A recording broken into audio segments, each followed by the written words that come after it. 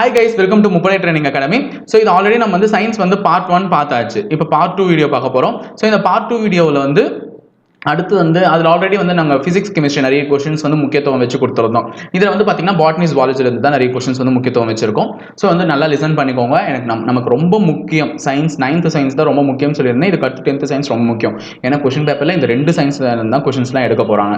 ஓகேவா? நான் கடைசியில் கம்பைன் பண்ணி உங்களுக்கு ஒரு டெஸ்ட் நெக்ஸ்ட் வீக் வைக்க போகிறேன். ப்ளஸ் 10th சயின்ஸ் வரையும் நம்ம முடிச்சிட்டோம்னா சயின்ஸில் இருக்கக்கூடிய முக்கியமான கொஸ்டின் ஒரு 250 கொஸ்டின்ஸ் எடுத்து நாங்கள் தரோம் ஒரு பிடிஎஃபாக. ஸோ அதை மட்டும் படிங்க. அதை படித்தாலே மேக்ஸிமம் நமக்கு சயின்ஸ் கொஸ்டின்ஸ் வந்துடும். ஓகேங்களா?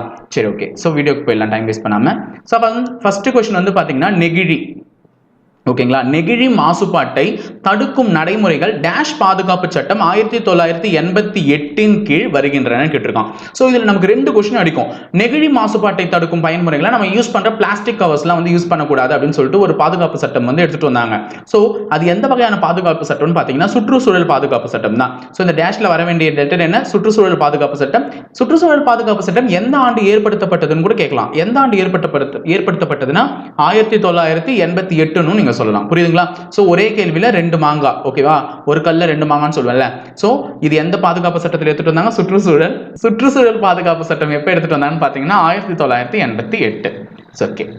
அடுத்தது 2வது கேள்வி வந்து என்னன்னு பாத்தீங்கன்னா ஒரு தனிமம் வேறுபட்ட அமைப்பையும் ஒரே மூலக்கூறு வாய்ப்பாட்டையும் கொண்டிருப்பது என்னன்னு கேட்டிருக்காங்க. சோ இது வந்து ஒரு கெமிஸ்ட்ரி क्वेश्चन தான். ஒரு தனிமம் வேறுபட்ட அமைப்பையும், அதாவது வந்து அட்டாமிக் ஸ்ட்ரக்சர் வந்து வேற மாதிரி இருக்கணும், பட் சேம் மாலிக்யூல் இருந்துச்சுன்னா புற வேற்றுமை வடிவம் சொல்லுவாங்க. புரியுதுங்களா? புற வேற்றுமை வடிவம் இதே மாதிரி மூலக்கூறு உள்ளதுதான், பட் அதோட அட்டாமிக் ஸ்ட்ரக்சர் மட்டும் எப்படி இருக்கும்? வேற மாதிரி இருக்கும். சோ புற வேற்றுமை வடிவம் சொல்லுவாங்க. ஸோ தேர்ட் கொஸ்டின் வந்து என்னன்னு பார்த்தீங்கன்னா ஒரு நானோமீட்டர்.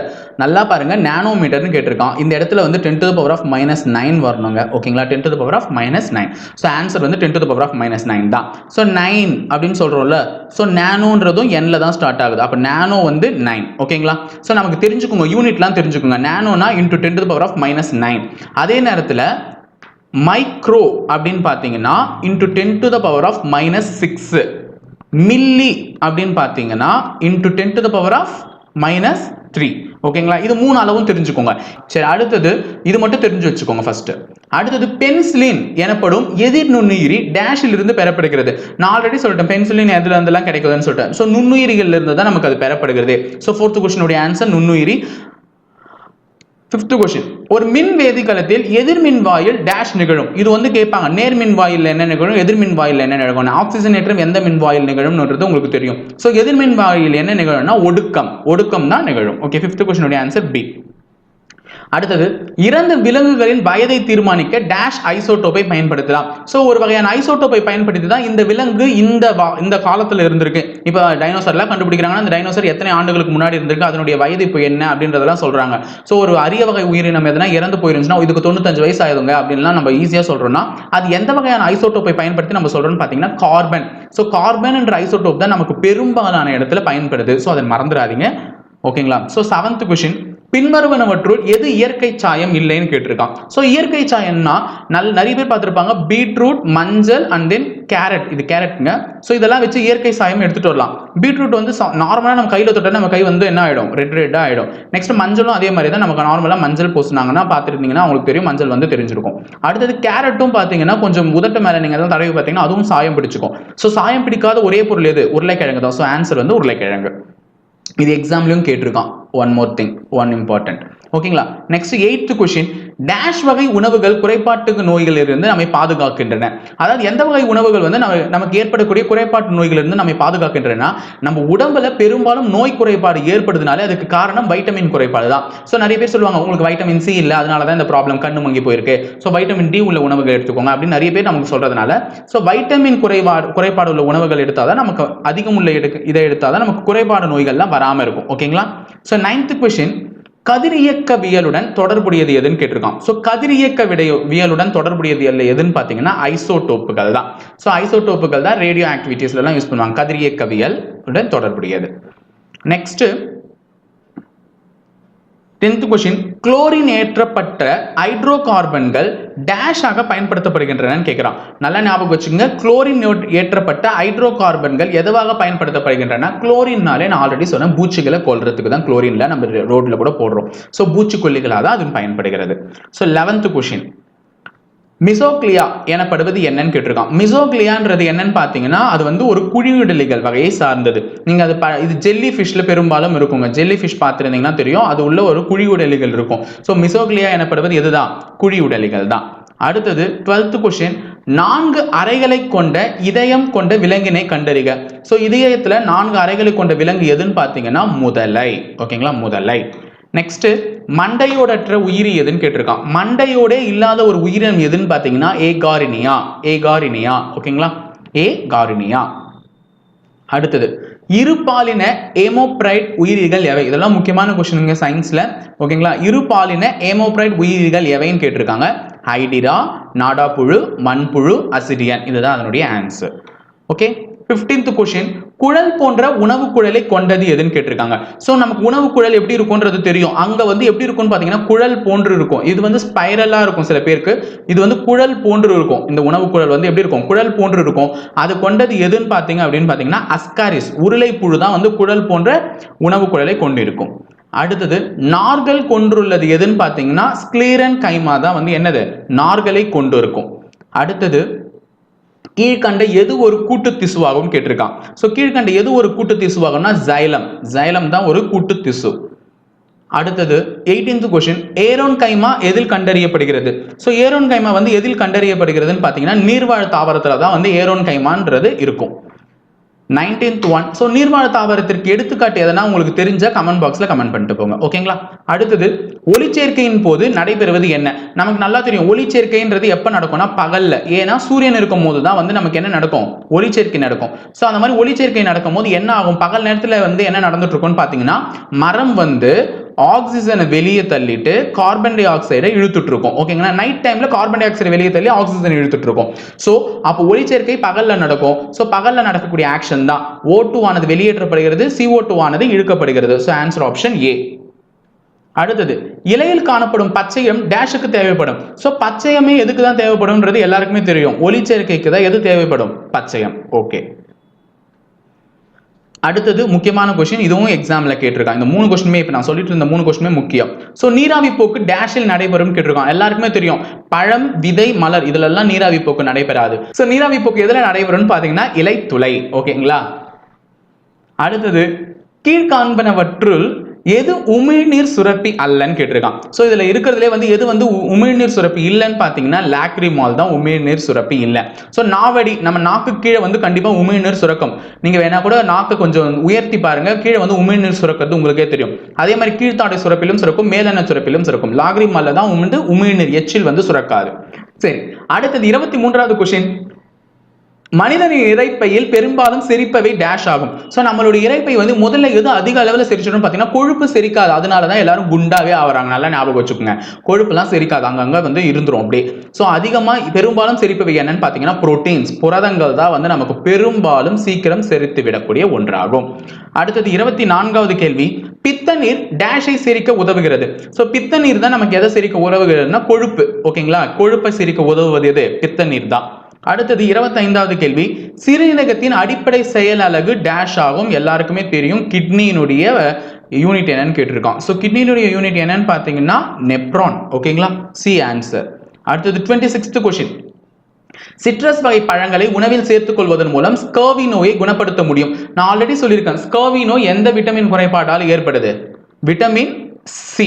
ஸோ விட்டமின் சி எந்த வகையான பழங்கள் அதிகமாக இருக்கும்னு பார்த்தீங்கன்னா சிட்ரஸ் வகை ஃப்ரூட்ல தான். ஸோ சிட்ரஸ் வகை பழம்னா எது? எலுமிச்சை பழம் சேர்த்துக்கலாம், நெல்லிக்காய் சேர்த்துக்கலாம், அடுத்தது வந்து சாத்துக்குடி சேர்த்துக்கலாம். ஸோ இதெல்லாம் தான் ஸ்கர்வி நோயை வந்து குணப்படுத்தும். ஸோ அதை கண்டுபிடிச்சு சொன்னவர் யார் அப்படின்னு பார்த்தீங்கன்னா 26th கொஸ்டினுடைய ஆன்சர் ஜேம்ஸ் லின். ஜேம்ஸ் லின் தான் அதை கண்டுபிடிச்சு சொன்னார். அடுத்தது 27, ஸோ வெங்காயம், உருளைக்கிழங்குகளை எதில் முட்டுவிட போன்றவை அப்படின்னு கேட்டிருக்காங்க. ஸோ அது என்ன முறைன்னு பார்த்தீங்கன்னா கதிர்வீச்சு முறை. நல்லா ஞாபகம் வச்சுக்கோங்க, இந்த வெங்காயமும் உருளைக்கிழங்கும் எப்பவுமே பக்கத்தில் வைக்கக்கூடாது. ஏன் அப்படின்னு பார்த்தீங்கன்னா இந்த வெங்காயத்திலிருந்து ஒரு கேஸ் வரும், இது வந்து ஒரு கேஸை வந்து வெளியிடும். அது என்னன்றதை கமெண்ட் பாக்ஸில் கமெண்ட் பண்ணுங்க, எல்லாருக்குமே தெரிஞ்சிருக்கும். அது வந்துச்சுன்னா உருளைக்கிழங்கு வந்து சீக்கிரமாக கெட்டு போயிடும் அப்படின்னு சொல்லுவாங்க. ஆனால் சாப்பாட்டில் ரெண்டும் சேர்த்து வச்சு சாப்பிட்டா செமையாக இருக்கும். ஆனால் அது ரெண்டுத்தையும் பக்கத்தில் எப்பவுமே வைக்கக்கூடாது. அடுத்தது ஆல்ரெடி நாங்கள் ஒன்று சொல்லியிருந்தோம் 1988 வந்து சுற்றுச்சூழல் பாதுகாப்பு சட்டம்னு சொல்லிட்டு இங்கே ஒரு சட்டம் கேட்டிருக்கேன். மத்திய அரசின் உணவு மற்றும் உணவு கலப்பட சட்டம். இது அருவம் படம் பார்த்துருந்தீங்கன்னா தெரிஞ்சிருக்கும். அந்த அருவம் படத்தில் உணவு மற்றும் உணவு கலப்படத்தை பற்றி தான் பேசியிருப்பாங்க. ஸோ அந்த சட்டம் வந்து எப்போ இயற்றுனாங்க அப்படின்னு பார்த்தீங்கன்னா 1954வது வருஷம் தான் உணவு கலப்பட சட்டத்தையும் இயற்றுறாங்க. அடுத்தது 29th கொஸ்டின், கீழ்காண்பனவற்றுள் காற்றினால் பரவப்படுவது எந்த நோய் அப்படின்னு கேட்டிருக்காங்க. மூளை காய்ச்சல் வந்தவங்க தான் சாவாங்க, எல்லாரும் சாக மாட்டாங்க. காலராவும் அதே மாதிரி தான், டைஃபாய்டும் அதே மாதிரி தான். ஸோ காச நோய் மட்டும்தான் நம்ம டிபின்னு சொல்றக்கூடிய டியூபர்குலோசிஸ். அந்த காச நோய் தான் என்ன பண்ணுவாங்க, நீங்க ஒரு எச்சில் தும்பி அதன் மூலமா ஒரு கோழை சளியை நீங்க கீழே தும்பினாலும் அதை மெரிப்பவர்களுக்கு அந்த காச நோயானது பரவும். ஸோ அதுல இருக்க வைரஸ் வந்து ஈஸியா காற்றின் மூலமா பரவும். ஸோ இப்ப காற்றின் மூலமா பரவது கொரோனான்றாங்க, பார்த்துக்கோங்க. அடுத்தது 30வது கொஸ்டின், டிப்தீரியா எதை தாக்குகிறது அப்படின்னு பார்த்தீங்கன்னா டிப்தீரியான்ற ஒரு இது வந்து எதை தாக்குதுன்னா தொண்டையை தான் தாக்குது. ஓகேங்களா.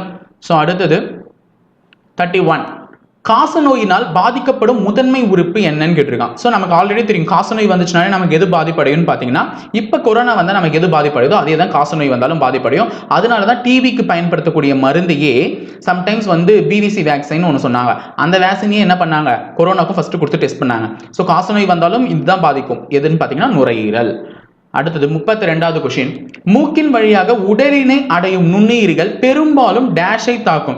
நமக்கு நல்லாவே தெரியும் சில வைரஸ் வந்து நம்ம மூக்கு வழியாக உள்ள போச்சுன்னா அது பெரும்பாலும் எதை தான் போய் தாக்கும், நுரையீரலை தான் போய் தாக்கும். இப்போ கொரோனாவுக்கும் அதுதான் எக்ஸாம்பிளே. நெக்ஸ்ட் 33, மஞ்சள் காமாலையால் பாதிக்கப்படும் உறுப்பு என்ன. ஆல்ரெடி தெரியும் மஞ்சள் காமாலை வந்துச்சுன்னா எது பாதிப்படையும் சொல்லிட்டு கல்லீரல் தான் போயிடும். ஸோ ஜாண்டிஸ்னால பாதிக்கப்படக்கூடிய ஒரு உறுப்பு கல்லீரல். இப்பதான் கல்லீரல் வந்து எதுக்குன்னு ஒரு வீடியோவும் நேற்று சொல்லியிருந்தேன். கல்லீரல் அழற்சி வந்து எதனால் ஏற்படும், மது அருந்ததனால ஏற்படும். அதையும் ஞாபகம் வச்சுக்கோங்க. அடுத்தது 34, மீன் உற்பத்தி மற்றும் மேலாண்மை. ஸோ ஃபிஷ்ஷை வளர்க்கறதுக்கு பேர் என்ன அப்படின்னு கேட்டிருக்காங்க. ஃபிஷ் அது வந்து எதுன்னு பார்த்தீங்கன்னா பிசிகல்ச்சர் தான் வந்து ஃபிஷ்ஷை வளர்க்கறதுக்கான ஒரு இது. ஸோ செரிகல்ச்சர்னா எதுக்கு, அது கமெண்ட் பாக்ஸில் கமெண்ட் பண்ணிட்டு போங்க. ஆல்ரெடி நான் சொல்லியிருக்கேன் அந்த செரிகல்ச்சர் ஒரு 2 வீடியோக்கு முன்னாடி சொல்லியிருக்கேன். ஸோ அது எதுன்றதை நீங்கள் கமெண்ட் பாக்ஸில் கமெண்ட் பண்ணுங்க. ஸோ 35வது கேள்வி, பின்வருவனவற்றுள் எது ஒன்று முக்கிய இந்திய கெண்டை மீன் அல்ல. ஸோ இந்திய வகை கெண்டை மீன் அல்லாதது எதுன்னு பார்த்தீங்கன்னா சிங்காரா. ஸோ ரோகு, கட்லா மீன், மிரிகால் மீன் எல்லாமே இந்திய வகை கெண்டை மீன்கள் தான். சிங்காரான்ற மீன் தான் இந்திய வகை மீன் அல்ல. நெக்ஸ்ட் இது ஒரு முக்கியமான கொஸ்டின், தேனி வளர்ப்பில் பொதுவாக பயன்படுத்தப்படும் இந்திய வகை தேனி எதுன்னு பார்த்தீங்கன்னா ஏபிஎஸ் இண்டிகா தான் வந்து தேனி வளர்ப்பில் பொதுவாக பயன்படுத்தப்படும் இந்திய தேனி ஆகும். 37வது கொஸ்டின், பூஞ்சைகள் மற்றும் வாஸ்குலார் தாவரங்கள் நடத்தும் கூட்டுயிர் வாழ்க்கைக்கு பெயர் என்னன்னு கேட்டிருக்காங்க. ஸோ அதனுடைய ஆன்சர் என்னன்னு பார்த்தீங்கன்னா மைக்கோரைசா. பூஞ்சைகள் மற்றும் வாஸ்குலார் தாவரங்கள் நடத்தும் கூட்டுயிர் வாழ்க்கையின் பெயர் மைக்கோரைசா. அடுத்தது 38, காளான்களின் தாவர உடலம் என்பது மைசீலியம். நெக்ஸ்ட், வட தென் துருவங்களில் காணப்படும் பனிப்பாறைகளில் உள்ள பனிக்கட்டிகள் நேரடியாக ஆவியாக மாறும் நிலை டேஷ் எனப்படும். ஸோ அது உருகி தண்ணியா மாறாம டைரக்டா என்னவாயிடும், வேப்பர் ஆகி கேஸா மாறிடும். ஸோ அது என்னன்னு பார்த்தீங்கன்னா பதங்கமாதல். ஸோ பதங்கமாதலுக்கு தான் அந்த பேர். அடுத்து 40வது கொஸ்டின், வளிமண்டல கார்பன் டை ஆக்சைடு CO2 தாவரங்களுக்குள் உட்செல்லும் நிகழ்வு டேஷ் எனப்படும். நான் ஆல்ரெடி சொல்லியிருக்கேன் தாவரங்களுக்குள் உட்செல்லும் நிகழ்வு வந்து என்னன்னு பார்த்தீங்கன்னா ஒளிச்சேர்க்கை. ஓகேங்களா. அடுத்தது 41வது கேள்வி, டேஷின் அளவு வளிமண்டலத்தில் உயர்வதன் விளைவாக பசுமை வீட்டு விளைவும் புவி வெப்பமயமாறுதலும் ஏற்படுகின்றன பார்த்தீங்கன்னா கரியமில வாயு தான். ஸோ இதுதான் எல்லாத்துக்கும் காரணம். அது மட்டும் இல்லாமல் இங்கே இருக்கக்கூடிய வாயுக்கள்ல எது வந்து அதிக விஷத்தன்மை உள்ள வாயுன்னு பார்த்தீங்கன்னா கார்பன் மோனாக்சைடுன்னு சொல்லுவாங்க, CO. ஓகேங்களா. அதுவும் வந்து எக்ஸ்ட்ரா நாலேஜ் தெரிஞ்சு வச்சுக்கோங்க. அடுத்தது இது வந்து என்னன்னு சொல்லியிருக்காங்கன்னா தரவு மற்றும் தகவல்களை சேமிக்கும் சாதனம் எதுனா நம்ம கொடுக்கறது எல்லாத்தையுமே சேமிக்கக்கூடிய சாதனம் வந்து கணினி. இது வந்து கம்ப்யூட்டர் கொஸ்டின்ஸ் லாஸ்ட்டாக ஒரு 5 கொஸ்டின்ஸ் போட்டிருக்காங்க. ஸோ அடுத்தது உள்ளீட்டு கருவி அல்லாதது எது, இன்புட் டிவைஸ் எது இல்லைன்னு கேட்டிருக்காங்க. ஸோ இதில் இருக்கிறதுல எது இன்புட் டிவைஸ் இல்லைன்னா சுட்டி மவுஸு, விசைப்பலகை கீபோர்டு, விரலி வந்து டச் பேடு. ஸோ இது எல்லாமே இன்புட் டிவைஸ் தான். ஒலிபெருக்கி லவுட் ஸ்பீக்கர் தான் அவுட்புட் டிவைஸ். அப்போ அதுதான் நமக்கு இதில் அல்லாதது ஆகும். அடுத்து மைய செயலகம்னா CPU உடன் திரையை இணைக்கும் கம்பியின் பெயர் என்ன. CPUல மானிட்டரை இணைக்கக்கூடிய கம்பியின் பெயர் என்னன்னு பார்த்தீங்கன்னா VGA. ஸோ VGA அப்படின்னா என்னன்னு பார்த்தீங்கன்னா வீடியோ கிராஃபிக்கல் அரேன்னு சொல்லுவாங்க. ஓகேவா, வீடியோ கிராஃபிக்கல் அரே அப்படின்னு சொல்லுவாங்க. எக்ஸ்பேன்ஷனும் தெரிஞ்சு வச்சுக்கோங்க, ஏன்னா இதுக்கு எக்ஸ்பேன்ஷன் கூட கேட்கலாம். அடுத்தது இங்கே USBன்னு சொல்லியிருக்காங்க. USBனா என்னன்னு பார்த்தீங்கன்னா யூனிவர்சல் சீரியல் பஸ்.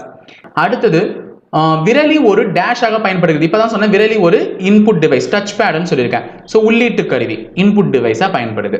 அடுத்தது 46 கொஸ்டின், மைய செயலக பெட்டியினுள் காணப்படாதது என்ன? அதாவது சிபியூக்குள்ள என்ன இருக்காதுன்னு கேட்டிருக்காங்க. சிபியூ உள்ள எஸ்எம்பிஎஸ் இருக்கும், ஸ்விட்ச்டு மோட் பவர் சப்ளை இருக்கும், தாய்ப்பலகைனா மதர் போர்டும் இருக்கும் கண்டிப்பா, ரேமும் இருக்கும். ஸோ மவுஸ் தான் வெளியே இருக்கும், பார்த்தோன்னே சொல்லலாம். ஸோ ஓகேவா, மைய செயலக பெட்டியினுள் காணப்படாதது மவுஸ் தான். Answer mouse.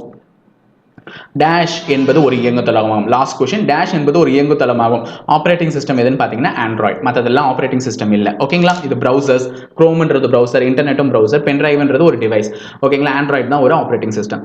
ஓகேங்களா, ஸோ இதுவரையும் நம்ம 9th சயின்ஸில் உள்ள ஒரு 92 கொஸ்டின்ஸ், முக்கியமான கொஸ்டின்ஸ் எடுத்து நாங்கள் பார்த்துருக்கோம். ஸோ இந்த 92 கொஸ்டினுடைய பிடிஎஃப் நாளைக்கு காலையில் மண்டே, அதாவது நாளைக்கு காலையில் 11 மணிக்கு உங்களுக்கு வந்து இந்த வீடியோ 2 இனுடைய டிஸ்கிரிப்ஷன் பாக்ஸில் உங்களுக்கு இருக்கும். நீங்கள் அதை டவுன்லோட் பண்ணி படிச்சுக்கோங்க, சேவ் பண்ணி வச்சுக்கோங்க. ஓகேங்களா, ஸோ இன்னும் வீடியோலேயே பாருங்க, வீடியோலேயே எதனா நான் கரெக்ட் ஆன்சர்ஸ் இல்லை, இந்த வீடியோவில் தான் சொல்லியிருப்பேன், பிடிஎஃப்ல அது வந்து இருக்கும். அதையும் வந்து செக் பண்ணிக்கோங்க, கிராஸ் செக் ஒரு முறை பண்ணிக்கோங்க. ப்ளஸ் வந்து நல்லா படிச்சு வைங்க, டெஸ்ட் இந்த வாரம் கண்டிப்பாக இருக்கும். ஓகேங்களா, ஸோ இந்த வீடியோ பிடிச்சிருந்தா லைக் பண்ணுங்க, ஷேர் பண்ணுங்க. உங்கள் டவுட்ஸ் எதுவாக இருந்தாலும் கமெண்ட் பாக்ஸில் மறக்காம கமெண்ட் பண்ணிட்டு போங்க. ஓகேங்களா, தேங்க்யூ.